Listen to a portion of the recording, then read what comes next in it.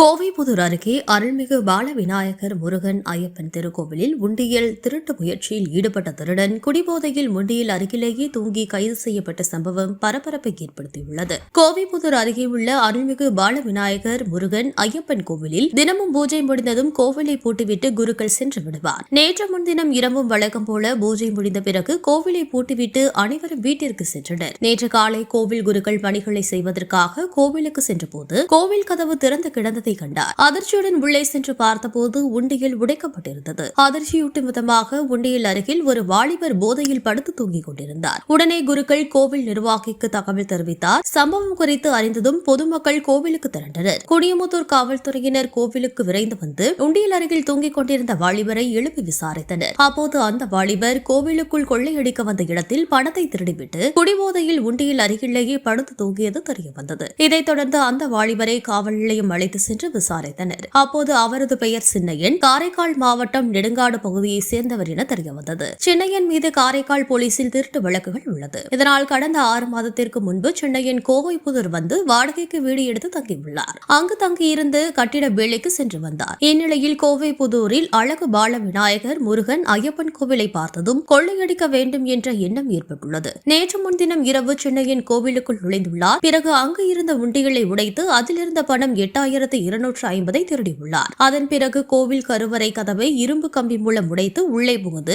அங்கு இருந்த பொருட்களை திருடியுள்ளார். அப்போது மழை பெய்ய தொடங்கியது. இதனால் மழை நின்றதும் கோவிலை விட்டு செல்லலாம் என்று நினைத்து உண்டியல் அருகில் படு தூங்கியுள்ளார். ஆனால் குடிபோதையில் இருந்ததால் அவரால் எழுந்து செல்ல முடியவில்லை. இந்த நிலையில் நேற்று காலை கோவில் குருக்கள் சென்ற போதுதான் அவருக்கு அவர் சிக்கியது தெரியவந்தது. இதுகுறித்து கோவில் நிர்வாகி வெங்கடேஷ் கொடுத்த புகாரின் பேரில் வழக்கு பதிவு செய்து சின்னையனை போலீசார் கைது செய்தனர். அதன் பிறகு நீதிமன்றத்தில் ஆஜர்படுத்தப்பட்டு சிறையில் அடைத்தனர். திரைப்பட பாணியில் கோவிலுக்குள் கொள்ளையடிக்க வந்துவிட்டு படுத்து தூங்கிய திருடன் பிடிபட்ட சம்பவம் அப்பகுதியில் பெரும் பரபரப்பை ஏற்படுத்தியது.